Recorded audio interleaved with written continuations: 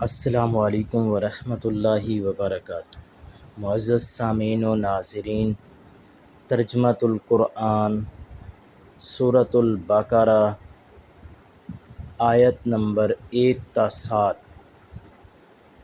کے ساتھ حاضر ہیں۔ سب سے پہلے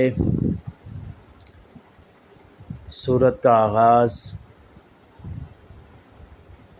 بسم اللہ الرحمن الرحیم سے ہے اور یہ ہر سورت کی ابتدا میں ہے۔ اسے تسمیہ کہتے ہیں۔ اس کا ترجمہ ہے بسم اللہ، اللہ کے نام سے، الرحمن جو نہایت مہربان، الرحیم نہایت رحم فرمانے والا۔ اس کا بامحاورہ ترجمہ یوں ہوگا، اللہ کے نام سے شروع جو بڑا مہربان نہایت رحم فرمانے والا۔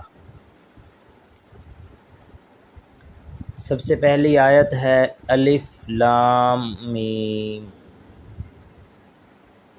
یہ حروف مقطعات میں سے ہے۔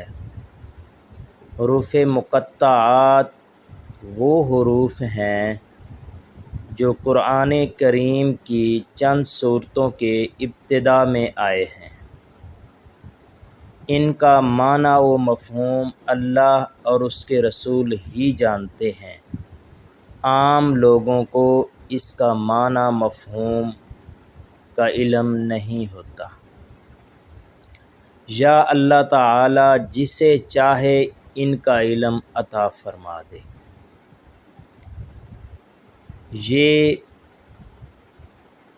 اکیلے بھی آتے ہیں، یعنی صرف ایک حرف پر مشتمل بھی ہوتے ہیں، جیسے نون والقلم وما یسطرون۔ تو یہاں پہ صرف نون ایک ہی حرف ہے۔ کبھی یہ دو حرف مل کر آتے ہیں، جیسے طٰ، سورہ طٰ ہے تو وہاں پہ طا اور ہا دو حروف مل کر آئے۔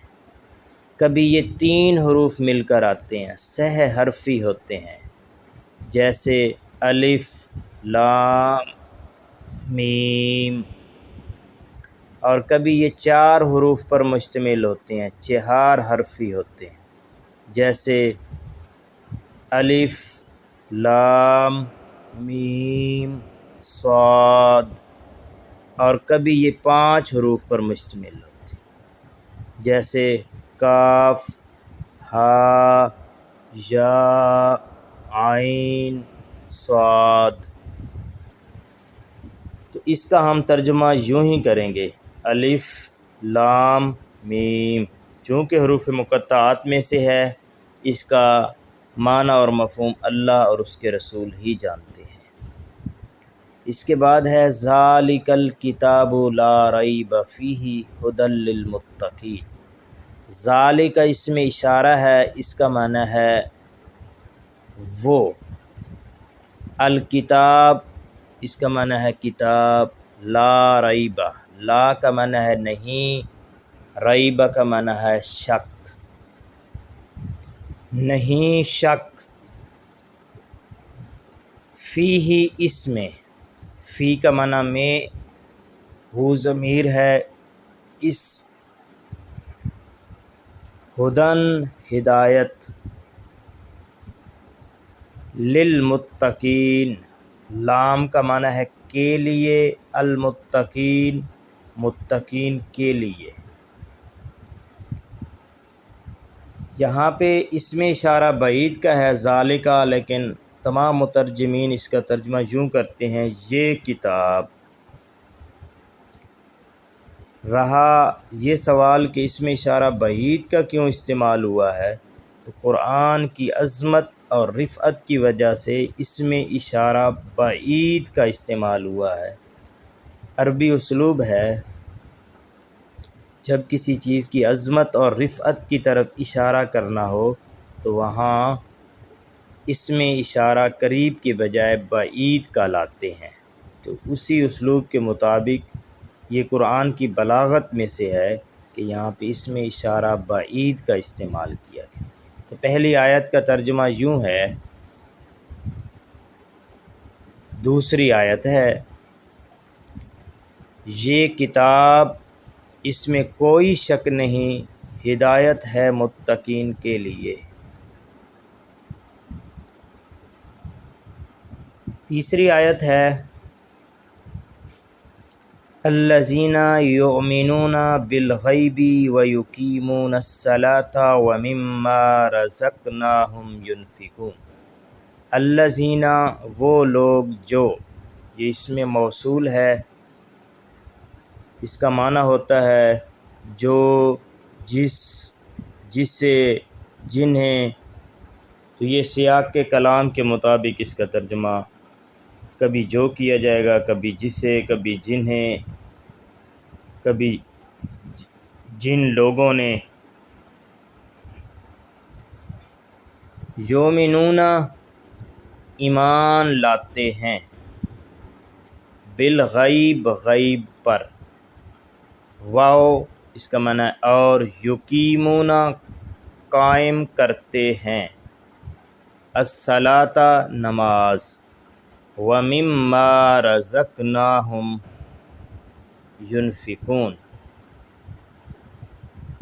اور اس میں سے جو ہم نے انہیں رزق دیا ہے، ینفقون خرچ کرتے ہیں، اور اس میں سے جو ہم نے انہیں رزق دیا ہے خرچ کرتے ہیں۔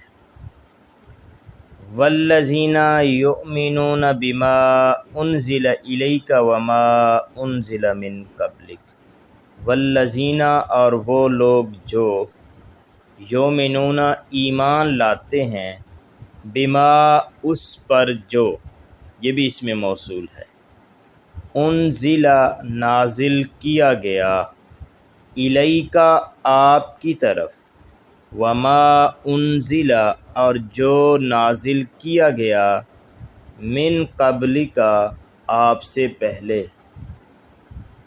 وبالآخرۃ ہم یوقنون اور آخرت پر وہ یقین رکھتے ہیں، یوقنون یقین رکھتے ہیں۔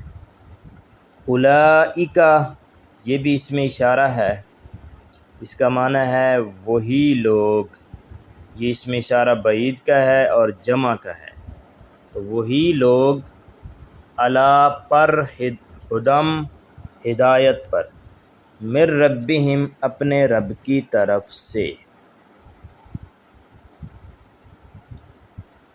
وَأُولَئِکَ هُمُ الْمُفْلِحُونَ، واو کا معنی ہے اور، اولئک وہی، ہم المفلحون کامیاب ہونے والے ہیں، اور وہی لوگ کامیاب ہونے والے ہیں، وہی لوگ اپنے رب کی طرف سے ہدایت پر ہیں اور وہی لوگ کامیاب ہونے والے ہیں۔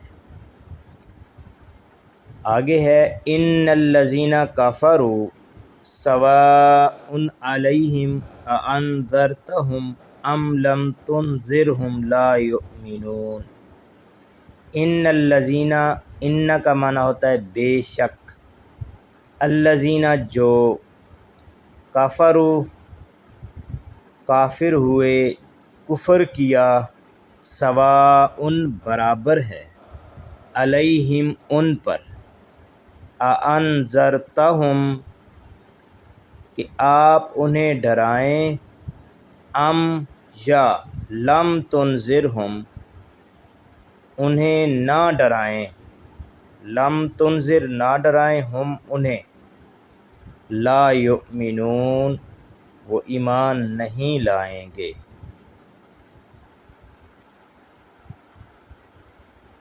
ختم اللہ علی قلوبہم، ختم مہر لگا دی، اللہ اللہ نے، علی قلوبہم ان کے دلوں پر، علی کا معنی پر، قلوب قلب کی جمع ہے، دلوں ہم ان کے دلوں پر، وعلی سمعہم و کا معنی اور، علی پر، سمعہم ان کے کانوں پر، وعلی ابصارہم اور ان کی آنکھوں پر، غشاوۃ پردہ، اور ان کی آنکھوں پر پردہ ہے، وَلَهُمْ اور ان کے لیے، عذاب عذاب، عظیم بڑا، اور ان کے لیے بڑا عذاب ہے۔